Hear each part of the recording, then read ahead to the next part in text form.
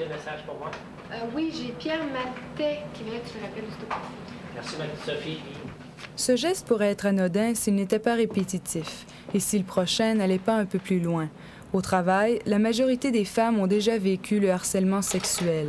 La victime de harcèlement n'est pas consentante et souvent, son emploi et son équilibre sont menacés. Oui? Vous pouvez passer à mon bureau? Oui? Le harcèlement sexuel commence sournoisement.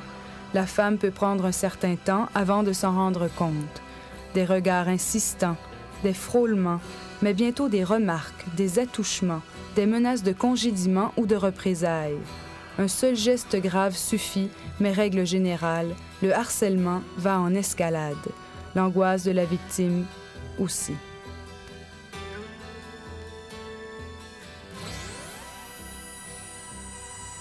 Denise de Coninck, 44 ans de Christyville, a vécu ce drame. Dès le premier soir où elle travaille avec son harceleur, il tente de la convaincre de céder à ses avances sexuelles.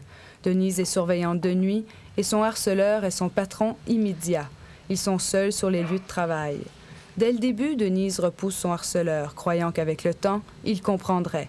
Mais il recommence sans cesse. S'il avait compris, après 2-3 fois, j'avais dit « lâche-moi donc ». Et puis, il m'aurait laissé tranquille, j'aurais compris. Bon, c'est compris. J'ai expliqué ça. On peut travailler ensemble, on est obligé de travailler ensemble. On peut lire le journal, on mange ensemble, on passe 8 heures ensemble, mais on s'endure. Mais de là, à vouloir sortir avec moi et me toucher, non, ça ne fait pas partie de mon ouvrage. Ça ne fait pas partie de l'ouvrage, mais la femme qui vit le harcèlement sexuel est prise au piège.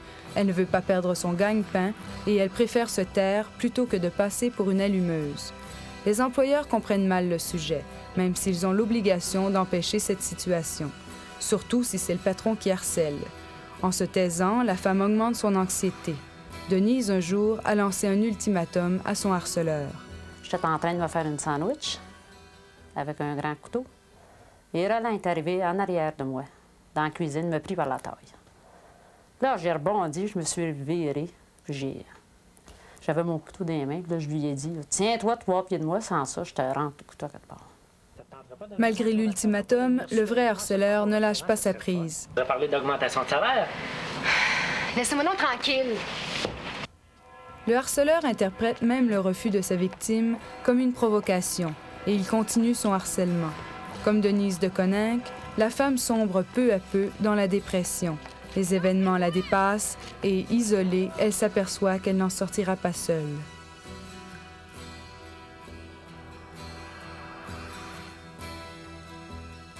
J'ai appelé la police provinciale, j'ai appelé tout le monde que j'ai pu appeler. Le mot harcèlement sexuel, c'est pas de leurs affaires, comme on disait. Même si l'information se fait aujourd'hui avant même que les femmes n'accèdent au milieu du travail, elles ont à faire face aux préjugés de notre monde. Une femme qui se plaint est jugée d'avance. Était-elle provocante? Voulait-elle une promotion? L'a-t-elle cherchée? Christine Lompré est avocate d'un groupe d'aide et d'information sur le harcèlement sexuel au travail. Pour elle, c'est clair. Le problème est grave et la victime doit se déculpabiliser. Il y a beaucoup de gens qui tournent ça en ridicule, puis c'est souvent par un manque d'information. Ils ne réalisent pas l'ampleur que peut prendre dans une vie un problème de harcèlement sexuel au travail. Pour eux, c'est par exemple quelqu'un justement qui va faire une farce de temps en temps. Voyons donc, c'est la femme qui a un problème de ne pas accepter ça. Ou les avances, mais écoute, tu as juste à lui dire que tu ne veux pas, puis va arrêter. Il y en a beaucoup qui n'ont pas conscience de l'ampleur que ça peut prendre. L'ampleur est souvent plus grande qu'on peut le soupçonner. Au groupe d'aide, on encourage la victime à s'organiser afin de faire cesser les agissements de son harceleur. Les plaintes peuvent être entendues devant la Commission des droits de la personne. Il faut agir rapidement, car trop attendre, c'est s'exposer à un déséquilibre émotif difficile à rétablir. Des femmes qui endurent des situations de harcèlement sexuel pendant souvent plusieurs mois, et même parfois des années, vont souvent avoir des symptômes proches qui s'apparentent à une dépression nerveuse due par le stress occasionné par le travail. C'est évident que quelqu'un qui travaille dans un milieu où elle vit quotidiennement du harcèlement sexuel, ça a un impact non seulement dans son milieu de travail, mais également souvent dans son milieu familial. La situation peut dégénérer au point où la femme n'est plus capable de retourner travailler. La CSST peut indemniser la victime. C'est alors un cas d'anxiété situationnelle. Les cauchemars commencent et l'agressivité envers les hommes grandit. Une rupture de couple est fréquente. La femme a le sentiment de perdre sa dignité et se sent comme un objet. Une seule idée persiste alors, justice et vengeance.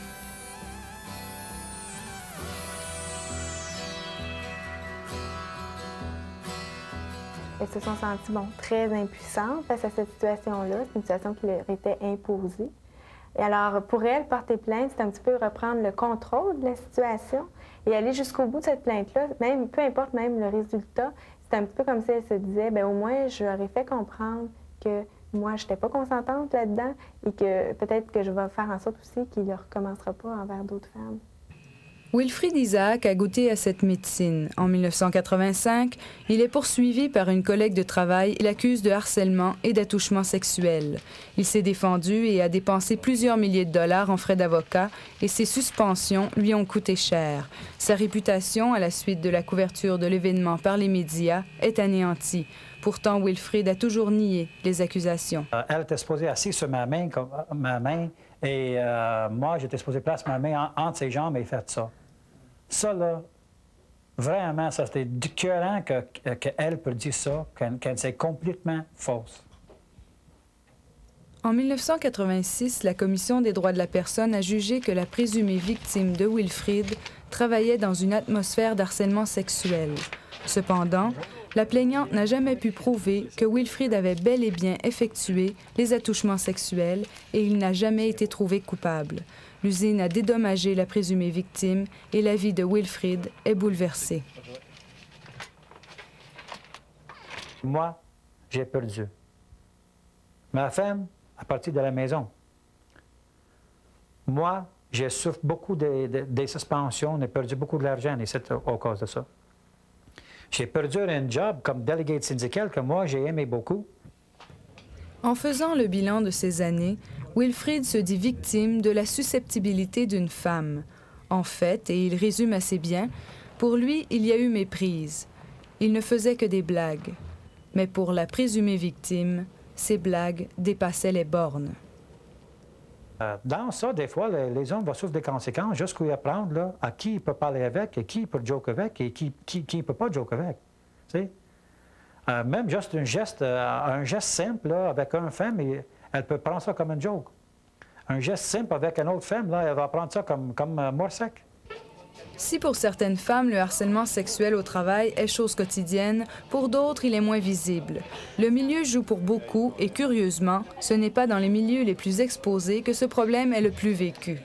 Manon est serveuse dans une brasserie. Selon elle, son métier la soumet moins au rapport de force que ceux qui peuvent exister dans les bureaux. Puis dans les bureaux, je pense pas que les filles soient aussi protégées que les serveuses habillées sexy le souhaitent. En tout cas, ici, là, je pense que c'est vraiment différent. Je travaillerais pas dans un bureau juste à cause de ça. Tellement on entend parler d'harcèlement sexuel dans les bureaux, là. T'sais, les filles jouent plus aux serveuses, entre guillemets, que nous autres, on peut jouer aux secrétaires. T'sais, moi, je joue pas à secrétaire avec mon boss. Les rapports entre les hommes et les femmes au travail sont souvent difficiles. Ils sont source de déchirements. Denise a gagné sa cause devant la Commission des droits de la personne et malgré cela, elle voit un psychiatre pour retrouver son équilibre. Wilfrid Isaac se sent victime d'une méprise. Pour certaines femmes, ce ne sont que des blagues, mais pour d'autres, cela peut tourner au drame.